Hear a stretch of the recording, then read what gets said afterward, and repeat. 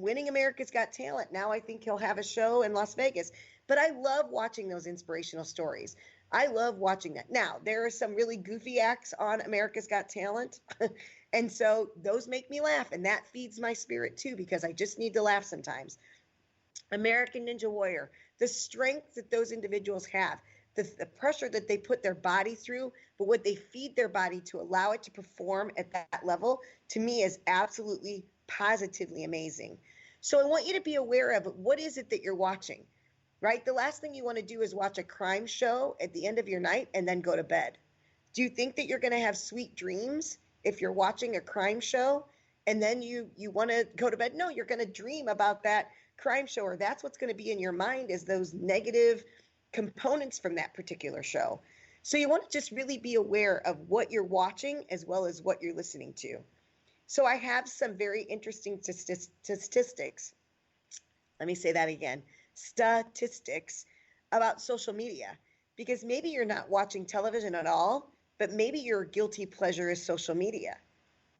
And so I want to share these with you because there are a lot of people that social media is their guilty pleasure. So let's talk about Facebook.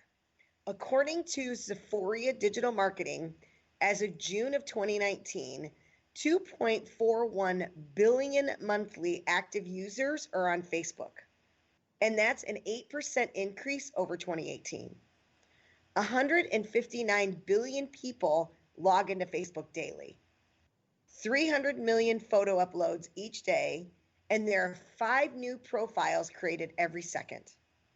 Now take a step back and listen to that. 2.41 billion monthly active users. People are on Facebook. More people are on Facebook than aren't on Facebook, I would think. Snapchat, also by the same source, this Sephora Digital Marketing, 203 million daily active users, also up 8% from 2018. Now this app is opened 20 times a day and for an average of 30 minutes. Can you believe that? What are people doing? What are you filling your mind with when you're on the social media? I remember that I would be on Facebook and my late husband would say to me, "What are you looking for?" And my response would be, "I don't know. I'm just looking. I'm just looking to see." But what am I filling my mind with? Am I filling my mind with other people's adventures? I really took a step back and started to think about that. Instagram. According to Jumper Media, 1 billion accounts have been created on Instagram. 500 million accounts are active daily.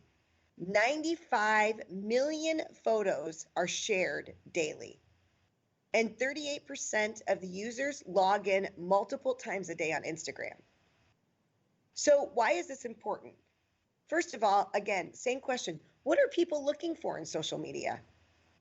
And, the other thing is too, is you think about when you're looking at social media, you're basically looking at people's Kodak moments. You're not seeing real life. There was a picture once that I loved being able to see, and it was this perfect family, right? It was a mom, a dad, and it was 3 kids. I can't remember whether it was 2 girls and a boy or 2 boys and a girl. But you saw this picture, and it was in front of the fireplace, and it was at Christmas time, and they had the Christmas tree up, and it looked as if they were the absolute perfect family. Only what you didn't see was moments earlier where the mom was screaming at the dad was screaming at the mom, the kid's hair was all over the place. There was not a hair in place. It was literally standing up on end, and that was the reality of their life. But the picture was that 60-second Kodak moment. That's what people are putting on social media, is they're putting their 60-second Kodak moment. So if you spend a lot of time on social media, are you comparing your real world life to somebody else's Kodak moments? And if you are, you need to take a step back and really think about that. Why would you be filling your mind with other people's Kodak moments? Why aren't you out living your own life? Why aren't you out there making your own Kodak moments? Right? You want to make sure that you're not comparing your real life to other people's Kodak moments. You want to be careful what you're watching. And so when you see all of the news and the social media stuff, then what are you saying to yourself? Mel Robbins has an awesome TED Talk, and it mentions that we talk to ourselves worse than we would tolerate anybody else talking to us. So, how do you speak to yourself? Are you nice to yourself? Are you mean to yourself? You need to really pay attention to the self talk, and you need to ask better questions, right? If I ask myself, why am I fat or why am I overweight? I'm going to get all of the answers because you eat too much, because you don't exercise. Now, I'm really trying to eat better and exercise. I know that those are challenges, but just think about, instead of asking myself, why am I fat? What if I asked myself a better question, like, how can I be healthier? How can I increase my stamina on a brisk walk? How can I burn 200 more calories a day? Ask yourself better questions because you're kinder to yourself, right? And they'll be able to give you a better answer. It's hard to be hard on yourself. I heard somebody said that sometimes the bad stuff is easier to believe. I want to share with you a couple of things that I do daily that really help set my day up for success. Because if I don't set myself up for success, the day's just going to get away from me, and everything is going to come however, whether I want it to come or not. And many times it's going to come not the way that I want it to come. So let me tell you a few things that I do on a daily basis to set myself up for success. In the morning, the first thing that I do is I write my goals. Every single morning, I sit down and I talk them out loud. I say them out loud and I write down my goals. It's the same goals every single day, so that way then those are in front of me, and that starts my focus for the day, are the goals that I want to make sure that I accomplish in the long term. And then there are times where I can ask my question, okay, what do I need to do today to make sure that I'm really focused on achieving those goals? The second thing that I do is I do a nightly gratitude journal. What better way to go to bed at night, and what better way to fill yourself than to write 10 things that you're grateful for? And maybe it was just to have a roof over my head. Maybe it was just to have warm running water. Maybe it was just to have, a great child. Whatever those 10 things are, be grateful for. Go to sleep at night with a sense of gratitude. And then I really want you to think about making a list, because I do. I have a daily list of I am statements, right? Nobody is going to speak. Well, I can't say nobody, but being a widow now and not having a partner in crime, when Michael would speak faith into me every single day, I miss having that person that would come to me and say, you know what, Kimmer, you're doing a good job. You really are smart. You can do this. I don't have that person anymore to speak that into me, so I have to speak that into myself. So I have a list. It's actually, they're smaller index cards. They're probably 2x4, and they're on a ring. And I wrote all of these I am statements. I am brave. I am vivacious. I can do anything through Christ who strengthens me. I can do the impossible. One of them is I'm still here for a reason.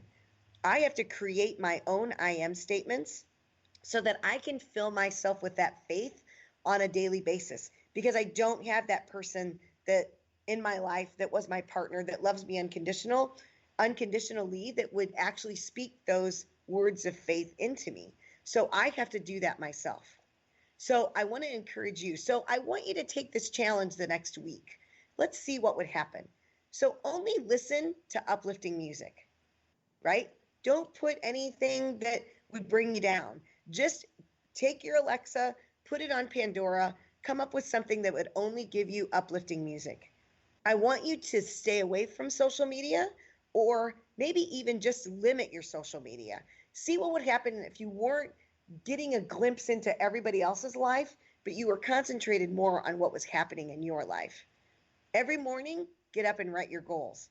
And if you don't have any goals, I want to challenge you. We've got 2.5 months before the end of the year. 2019 isn't over yet. You've got plenty of time to achieve some really big things. So what are those big things that you want to put into place before December 31st? And then every morning, get up and write down what those goals are, so that that's your focus every single day.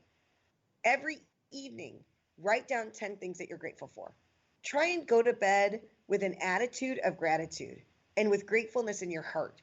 What would that do for a restful night's sleep when you weren't worrying about anything? What would that do for you in the morning? And in the notes of this podcast, I'm going to put a sheet, And I want you to download it. I've created a sheet that is I am statements. And actually what I've done is I've just given you the I am, and I want you to fill that in. There'll be about 10 of them on there. And keep that sheet close to you. Maybe even post it in the bathroom in the morning. And every morning, get up and recite the I am statements to yourself so that you can empower yourself each morning with your own I am statements. So I want you to try that for a week and see what would happen. See how that changes. Make notes of what that does for you and your mental health and the life that you have and that you're carving out for yourself. So if you have any questions or would like to share with me how this podcast has helped you, or if it gives you some ideas, please feel free to contact me at kbecker@hellogorgeous.org or visit our website at www.hellogorgeous.org. We invite you to follow us on Facebook, Instagram, and our mobile app. Thank you for joining me today on Hello Gorgeous, Everything Beauty, Cancer, and Inspiration. I'm your host, Kim Becker, and until next time, stay gorgeous.